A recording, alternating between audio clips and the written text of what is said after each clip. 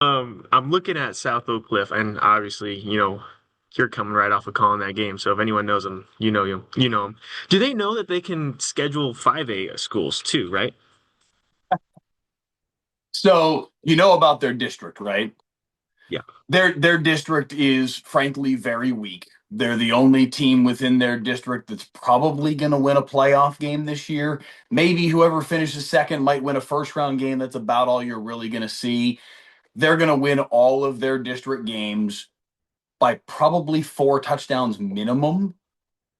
So they schedule as hard as they can in the non-district to try and test themselves as best they can so that they have those data points for when it comes to be where it really matters in the playoffs, because they're not going to get tested very much, obviously, for basically after Friday until like the second round of the playoffs. So they try to And really, really test themselves.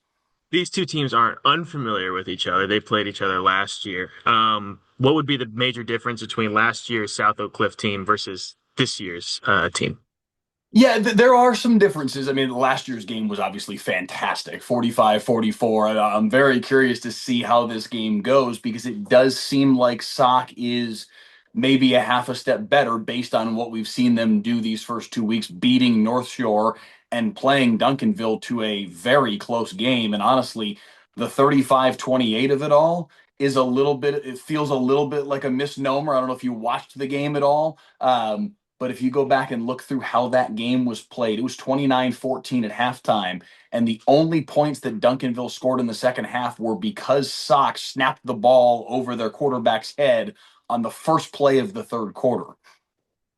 Duncanville recovers at the 2 yard line. They run it in for a touchdown. It's 35-14. And it kind of felt like there went Sox chance. And realistically, that kind of was it because they did make a nice comeback. And if that play hadn't happened, if that error hadn't happened, the touchdown they scored in the fourth quarter hypothetically could have been where they would have gone for two and tried to tie the football game at 29, hypothetically. Not that you can necessarily play that game in full, but that game was even closer, really, than what it looks like. So yeah, I'm very curious to see what this game looks like. I think the big difference with South Oak Cliff this year, the quarterback Jaden Williams, who wasn't great, frankly, against South Oak Cliff, but was terrific against North Shore. He can spin it a little bit more so than maybe the last two quarterbacks could. They're kind of comparing him to Kevin Jennings, the kid who's at SMU right now, and that's a mouthful for them to be making that kind of comparison. So that adds to their repertoire if they've got a kid who can throw it like that. What we've seen at Longview so far is some slow starts. How important is it going to be for them to stop that? And is South Oak Cliff kind of a team that's going to come out and punch you in the mouth early? I think the thing that Jason Todd told us about why they were able to win the North Shore game was because he felt like his team really started fast. They didn't start as fast against Duncanville. Gave up a touchdown on the very first Duncanville possession, then snapped the ball over their punter's head and gave up a safety on the very next possession after going 3-8, 3 and out. So they did not start fast against Duncanville. So it's kind of Jekyll and Hyde through the first two games of the year in terms of whether or not Sock can start fast. If they can and Longview doesn't, that's obviously a really big problem. But I think we're still figuring out who South Oak Cliff is in that regard because they've had a bit of haves and have-nots here early on in the season. When I think of South Oak Cliff, I mean, I'm not super familiar with the squad, obviously just being so far away from them, but I Yeah. see the social media presence and I just think attitude, man. These guys got an Yes. attitude to them. And how much does that translate into a home field advantage? Because obviously they were over here and Longview's a great place to play. But Yeah. what's it like going to be at Kincaid Stadium and how much of an advantage do you think that's going to provide for them? That'll be interesting because like there are definitely times where there's not a whole lot of people there. We did a game there a couple of years ago before, frankly, Sock really became the Sock that we've come to know them over the last 4 seasons. They were playing Mesquite I think Mesquite Poteet that night, and the crowd was just kind of okay, but they hadn't really energized Dallas yet the way that they did on that first state championship run.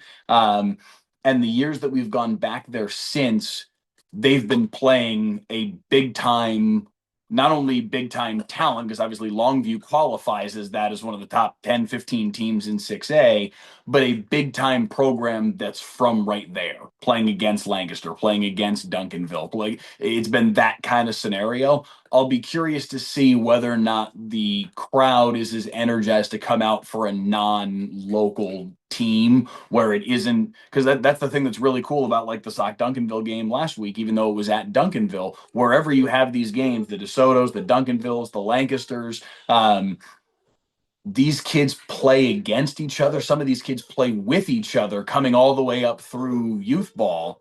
So these are families that have known each other for a decade. And it's like, hey, yeah, we're going to play a football game when we really want to beat each other. But also, this is just kind of like one big family reunion, and we're all going to get together and hang out for a couple hours before and after the game, too. So I don't know if there's going to be that same vibe for Longview, obviously, being as far removed as these two programs are. So that may there may not be a dramatic home field advantage because of that. So it'll be interesting to see. I'll be honest with you. I mean, Longview travels real well. They Mm. played, Lancaster last year in the playoffs, and I was surprised by how many Longview fans are going to be out there. Yeah. What we've seen out of this Longview team so far, they still have a pretty young quarterback, still figuring things out, but they're going to run the damn ball, and they got a few guys that can do it. How do you see this South Oak Cliff run defense? Kind of playing out. What do they got up front?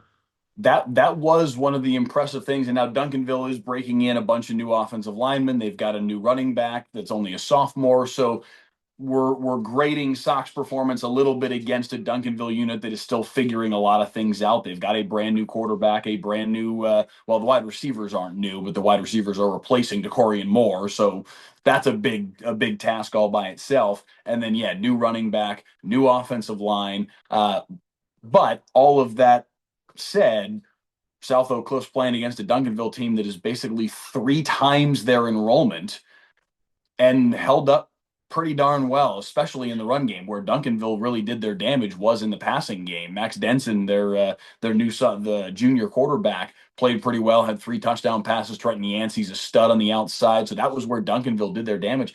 They didn't run the ball especially well against South Oak Cliff, and they've got some studs there in the interior. They've got a couple really good linebackers that they like. A kid Cody Smith that's only a sophomore that has really kind of burst onto the scene for them these first 2 weeks of the year. So that will be an interesting strength on strength, I think, matchup. The Sock run defense against obviously Longview. They've always been able to run the ball, and especially DeSoto knows all too well how well Longview can run the football. So yeah, that strength on strength battle could be fun. This is more of just a in general football question. Last week was Longview's first in I guess, quarter century pretty much without John King because, it's Yeah. just he's battling his mouth cancer. When you see teams that have that kind of emotional drive through there, and maybe at the high school level, do you think that it changes the way they approach a game? I mean, obviously he won't be there to coaching it, but the guy that's stepping in, he knows the system. He's been there just as long as Yeah. he has. Um, when in the history of what you've seen in high school football, do you tend to see that you just get that a little bit more out of guys in games like that, or you think maybe they take a step back, just at game time? I mean, I can't imagine it does anything but energize these guys to want to play hard for him and have him, whenever it is that he's able to get back, have him walk back. Hey, coach, we're 7-0. Welcome back. Let's go do this thing, or whatever the time. I don't know exactly what his timeline looks like, but yeah, I think that does really energize a team to want to play because we're talking about one of the legends of Texas high school football and John King and what he did. Obviously, winning a state title a couple of years back with his son Haynes, and I mean, this is a guy that has accomplished a lot in this game and is synonymous with Longview football. So for the kids that are there now that are experiencing this moment where he's at least for this temporary period and hopefully for as short a period as possible. And he's able to get back healthy and back on the sidelines. But for however long it is to be the group that is going to say, hey, no, we're going to welcome coach back the right way because we're going to maintain the standard that he set while he was gone. I can only imagine how fired up they are to do exactly that. And if Longview's going to win this game, what's one thing that they're going to have to do, Mike? Um, that's a good question. Figure out how to stop Torrent.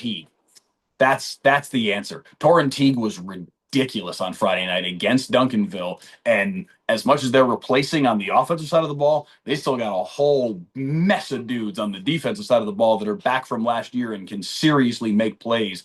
And Torrin Teague went off, made a couple of just ridiculous plays, hurdled over two different defenders on the same drive, took over at Wildcat quarterback at one point in the fourth quarter and took off on I think, a 78-yard of memory serves touchdown run where he just shrugged off a dude like it was nothing. Torrin Teague is the dude that if you're the Longview defensive coordinator, he's the kid that's keeping you up at night right now because he's really, really good.